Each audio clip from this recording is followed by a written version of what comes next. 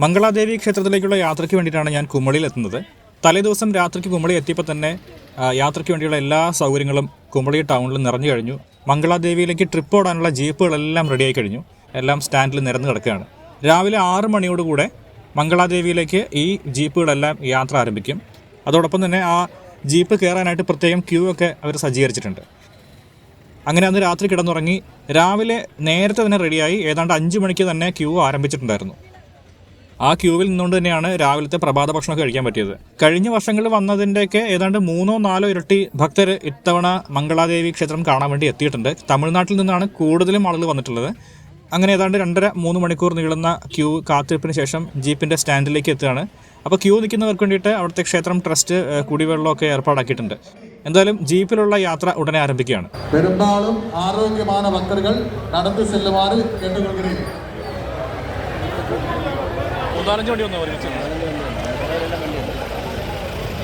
മുന്നോട്ട് കയറ്റിയിട്ട് ആളെ കയറ്റി, മുന്നോട്ട് കയറ്റിയിട്ട് ആളെ കയറ്റുന്നത്.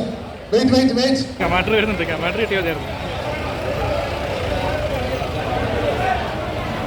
മുന്നോട്ട് വണ്ടി കയറ്റിയിട്ട് ആളെ കയറ്റുക. മുന്നോട്ട് പരമാവധി മുന്നോട്ട് കയറ്റിയിട്ട് പോലീസ് പ്രൊസസിൽ ആളെ കയറ്റുക.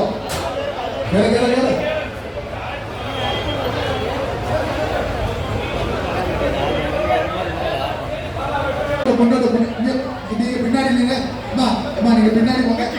வண்டி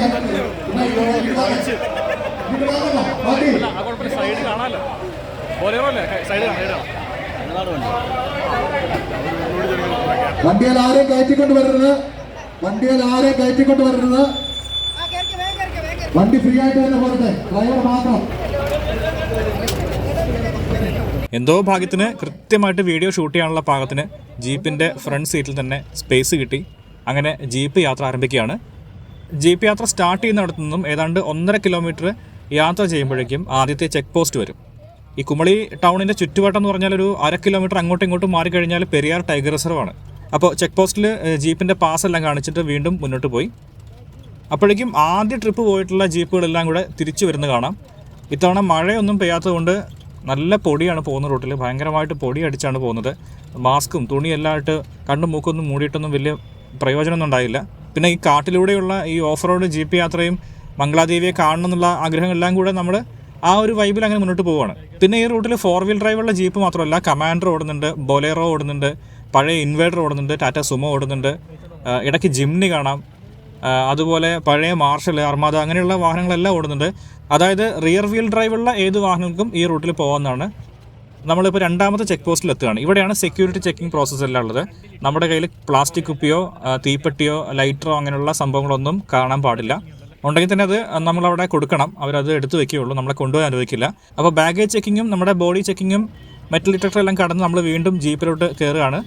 ജീപ്പ് വീണ്ടും യാത്ര കണ്ടിന്യൂ ചെയ്യുന്നു. ഇവിടെ വെച്ചാണ് നമ്മൾ ജീപ്പിൻ്റെ ചാർജ് കൊടുക്കേണ്ടത്.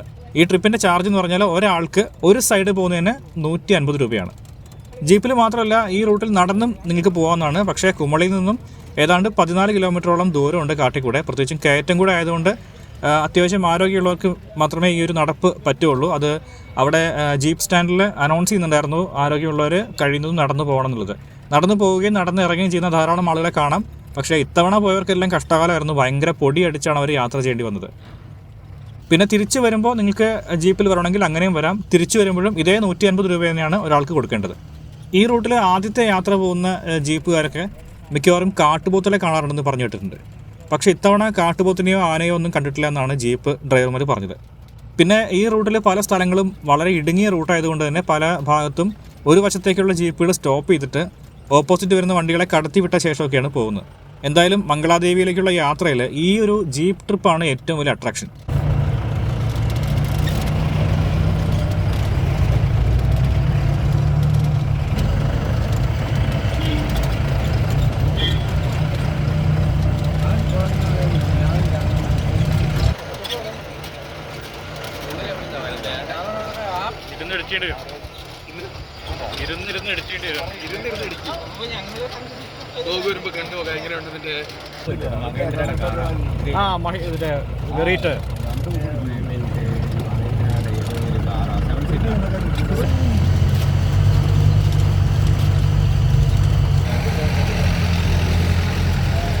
നിരപ്പായിട്ടുള്ള കാട്ടുപാതകൾ കഴിഞ്ഞാൽ പിന്നെ കുത്തനെയുള്ള കയറ്റങ്ങളും ഹെയർ പിൻ വളവുകളൊക്കെയാണ് വരാൻ പോകുന്നത്. ഓ, ഇനി ഹെയർ പിൻ വളവല്ലേ? ശരി.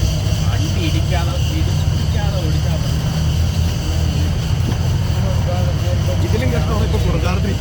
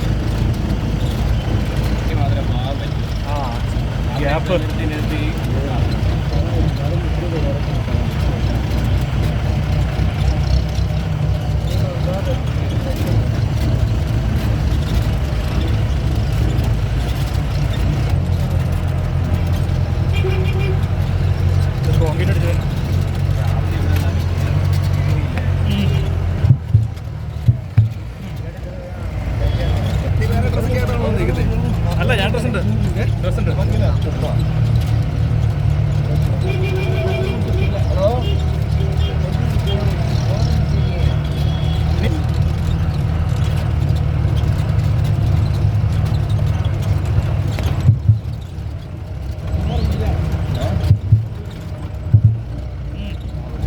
അങ്ങനെ ക്ഷേത്രം ഇരിക്കുന്ന വണ്ണാത്തിപ്പാറ എന്ന് പറഞ്ഞ വലിയൊരു മൊട്ടക്കുന്നിൻ്റെ മുകളിലേക്ക് നമ്മൾ എത്തുകയാണ്.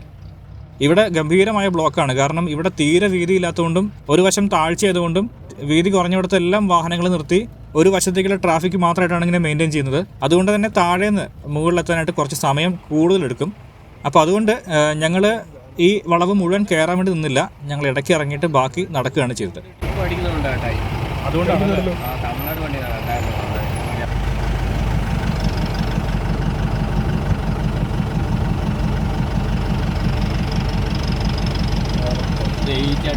വന്നപ്പോ രാവിലെ എന്റെ വീട്ടിൽ വന്ന അമ്മേ, ഇവിടെ കപ്പയാ. കഴിഞ്ഞു കഴിഞ്ഞാൽ ഭയങ്കര കിടിലും വ്യൂ. അടിപൊളി.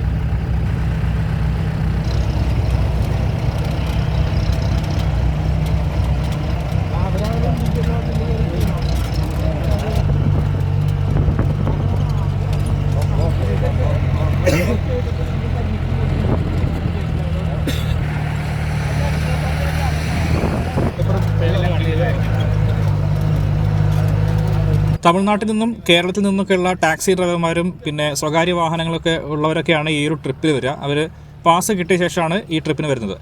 അപ്പോൾ അത്യാവശ്യം ഓഫ് റോഡൊക്കെ ഓടിച്ച് പരിചയമുള്ള വാഹനം നിങ്ങൾക്ക് സ്വന്തമായിട്ടുണ്ടെങ്കിൽ നിങ്ങൾക്ക് പാസ് അപ്ലൈ ചെയ്ത് ഈ ട്രിപ്പിന് വരാവുന്നതാണ്.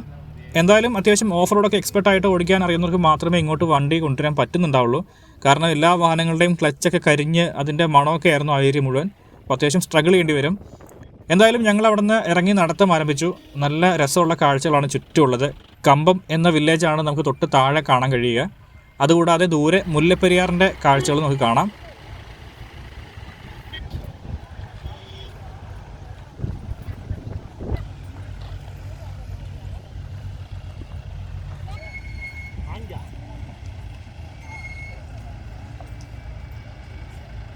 ഇവിടെ ചുറ്റുമുള്ളത് മൊട്ടക്കുന്നുകളാണ്. അതായത് ഡയറക്റ്റ് ഒരു താഴ്ച ഇല്ല എന്ന് പറയാം. പക്ഷേ എങ്ങനെയായാലും മൊട്ടക്കുന്നിൻ്റെ സൈഡിൽ നിൽക്കുമ്പോൾ നമ്മുടെ കാലൊക്കെ തെന്നിപ്പോയാൽ നമുക്ക് എവിടെയും പിടിച്ചു നിൽക്കാനൊന്നും പറ്റില്ല. നേരെ നമ്മൾ ഉരുണ്ട് താഴെ ചെന്ന് ലാൻഡ് ചെയ്യുന്നത് ഈ കമ്പം എന്ന് പറഞ്ഞ ഗ്രാമത്തിലായിരിക്കും. ഡയറക്റ്റ് വീട്ടിലെങ്കിലും നിങ്ങൾ ഊർന്നു പോയാൽ എന്തായാലും താഴ്ത്തു പോകുന്നുള്ള ഷുവറാണ്.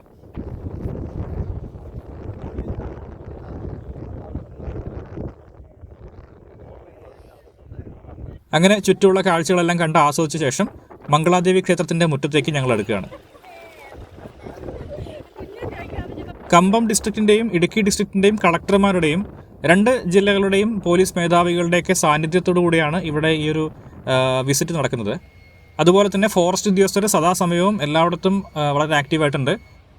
2 സംസ്ഥാനക്കാരും അവരുടെ ഗവൺമെൻറ്റിൻ്റെ സഹായത്തോടു കൂടെ മെഡിക്കൽ ടീമിനെയൊക്കെ മുകളിൽ അറേഞ്ച് ചെയ്തിട്ടുണ്ട്. എന്തെങ്കിലും ശാരീരിക ബുദ്ധിമുട്ടൊക്കെ അനുഭവപ്പെട്ടാൽ അവർ പെട്ടെന്ന് തന്നെ ആംബുലൻസിൽ താഴെ എത്തിക്കുന്നതായിരിക്കും. അങ്ങനെ വണ്ണാത്തിപ്പാറയ്ക്ക് മുകളിലുള്ള മംഗളാദേവി കണ്ണകി ക്ഷേത്രത്തിലേക്ക് ഞങ്ങൾ എത്തുകയാണ്. ഇനി അമ്പലത്തിന്റെ ഒരു ചരിത്രത്തിലേക്ക് നമുക്ക് കടക്കാം. സംഘകാലഘട്ടത്തിൽ ചേര രാജവംശത്തിൽ പിറന്ന ഇളങ്കോവടികൾ എന്ന മഹാകവി രചിച്ച കണ്ണകിയുടെ വീരകഥയാണ് ചിലപ്പതികാരം. കഥ ചുരുക്കത്തിൽ ഇങ്ങനെയാണ്. കാവേരി പട്ടണത്തിലെ ഒരു ധനിക വ്യാപാരിയുടെ മകനായ കോവലൻ അതിസുന്ദരിയായ കണ്ണകി എന്ന യുവതിയെ വിവാഹം ചെയ്യുകയാണ്. അങ്ങനെ അവർ രണ്ടുപേരും വളരെ സുഖമായിട്ട് ജീവിക്കുന്ന സമയത്ത് കോവലൻ മാധവി എന്ന നർത്തകിയെ കണ്ടുമുട്ടുകയും അവർ ഇഷ്ടത്തിലാവുകയും ചെയ്യുകയാണ്. കണ്ണകിയെ മറന്നുപോയ കോവലൻ തന്റെ സ്വത്ത് മുഴുവൻ മാധവിക്ക് വേണ്ടി ചെലവാക്കി. ഒടുവിൽ പണമൊക്കെ നഷ്ടപ്പെട്ടപ്പോൾ കോവലൻ തന്റെ തെറ്റ് മനസ്സിലാക്കി കണ്ണകിയുടെ അടുത്തേക്ക് തിരിച്ചുപോയി. തന്റെ ഭർത്താവ് ചെയ്ത തെറ്റ് മനസ്സിലാക്കി ഭർത്താവിന് മാപ്പ് കൊടുത്ത് കണ്ണകി അയാളെ സ്വീകരിച്ചു. അവരുടെ ആകെയുള്ള സമ്പാദ്യം കണ്ണകിയുടെ രത്നങ്ങൾ നിറച്ച ചിലമ്പുകൾ മാത്രമായിരുന്നു. കണ്ണകി ഇഷ്ടത്തോടെ തന്റെ ചിലമ്പുകൾ കോവലൻ നൽകി. ഈ ചിലമ്പുകൾ വിറ്റ് വ്യാപാരം നടത്തുവാൻ കോവലനും കണ്ണകിയും മധുരയ്ക്ക് പോവുകയാണ്. പാണ്ഡ്യരാജാവായിരുന്ന നെടുംചെഴിയനായിരുന്നു ആ കാലത്ത് മധുര ഭരിച്ചിരുന്നത്. ഇതേ സമയത്ത് അവിടുത്തെ രാജ്ഞിയുടെ ഒരു ചിലമ്പ് മോഷണം പോയി. കണ്ണകിയുടെ ചിലമ്പുകളുമായി കാണാൻ വളരെ സാമ്യമുണ്ടായിരുന്ന ഈ ചിലമ്പുകളുടെ ഒരേ ഒരു വ്യത്യാസം, രാജ്ഞിയുടെ ചിലമ്പുകൾ മുത്തുകൊണ്ട് നിറച്ചതായിരുന്നെങ്കിൽ കണ്ണകിയുടേത് രത്നങ്ങൾ കൊണ്ട് നിറച്ചതായിരുന്നു. ചിലമ്പ് വിൽക്കാൻ ചന്തയിൽ പോയ കോവലനെ കള്ളനാണെന്ന് വിചാരിച്ച് രാജാവിന്റെ ഭടന്മാർ പിടികൂടി. രാജാവിന്റെ ആജ്ഞയനുസരിച്ച് കോവലന്റെ ശിരസ് ഛേദിച്ച് അദ്ദേഹത്തിന് വധിക്കുകയാണ് ഉണ്ടായത്. ഇതറിഞ്ഞ കണ്ണകി രാജാവിന്റെ മുന്നിൽ കോവലന്റെ നിരപരാധിത്വം തെളിയിക്കുവാൻ വേണ്ടി പാഞ്ഞെത്തി. കൊട്ടാരത്തിലെത്തിയ കണ്ണകി തന്റെ ചിലമ്പ് പൊട്ടിച്ചപ്പോൾ അതിൽ നിന്നും രത്നങ്ങൾ ചിതറി വീണു. രാജ്ഞിയുടെ ഒരു ചിലമ്പ് പൊട്ടിച്ചപ്പോൾ അതിൽ നിന്നും മുത്തുകളും ചിതറി. തങ്ങളുടെ തെറ്റ് മനസ്സിലാക്കിയ രാജാവും രാജ്ഞിയും പശ്ചാത്താപം കൊണ്ട് ഹൃദയം പൊട്ടി മരിക്കുകയാണ്. പ്രതികാരദാഹിയായ കണ്ണകി തന്റെ ഒരു മാറിടം പറിച്ചെടുത്ത് മധുരയിലേക്ക് വലിച്ചെറിഞ്ഞ് നഗരം മുഴുവൻ വെന്തു വെണ്ണീറാവട്ടെ എന്ന് ശപിച്ചു. കണ്ണകിയുടെ പാതിവൃത്യത്തിന്റെ പവർ കൊണ്ട് ആ ശാപം സത്യമായി. അങ്ങനെ തീയിൽ വെന്ത് മധുരയിൽ കനത്ത ആൾനാശവും ധനനഷ്ടവും ഉണ്ടായി. അങ്ങനെ ആ നഗരം നശിച്ച് പോവുകയാണ്. അപ്പോഴേക്കും നഗരദേവതയായ മധുര മീനാക്ഷിയുടെ അപേക്ഷയനുസരിച്ച് കണ്ണകി തന്റെ ശാപം പിൻവലിച്ചു. ചരിത്രമനുസരിച്ച് കണ്ണകി അഥവാ കണ്ണകി അമ്മൻ പാതിവൃത്യത്തിന്റെ ദേവതയായിട്ടാണ് ആരാധിക്കപ്പെടുന്നത്. പിന്നീട് ചേരനാട്ടിലെ മഹാരാജാവായിരുന്ന ചേരൻ ചെങ്കുട്ടുവൻ ഈ വണ്ണാത്തിപ്പാറയിൽ കണ്ണകിക്ക് വേണ്ടി ക്ഷേത്രം സ്ഥാപിക്കുകയും അതിനെ കണ്ണകിക്കോട്ടം അല്ലെങ്കിൽ മംഗളാദേവി ക്ഷേത്രം എന്ന് വിളിക്കുകയും ചെയ്തു. ചിത്ര പൗർണമി നാളിൽ മാത്രമേ നമുക്ക് ഈ ക്ഷേത്രം സന്ദർശിക്കാനുള്ള അനുവാദമുള്ളൂ.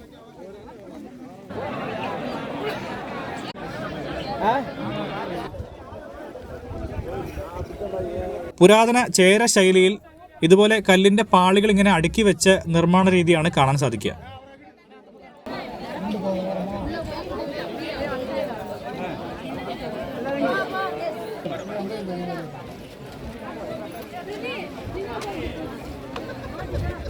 കടൽ നിരപ്പിൽ നിന്നും ഏകദേശം 1337 മീറ്റർ, അതായത് ഏതാണ്ട് 4000-ലധികം അടി ഉയരത്തിൽ സ്ഥിതി ചെയ്യുന്ന ഈ ഒരു അമ്പലവും ഇതിനു ചുറ്റുമുള്ള മനോഹര സ്ഥലവും അടുത്ത ചിത്ര പൗർണമി നാളിൽ ഒന്ന് സന്ദർശിക്കുകയാണെങ്കിൽ നിങ്ങൾക്ക് വളരെ നല്ലൊരു അനുഭവമായിരിക്കും ആ യാത്ര സമ്മാനിക്കുക.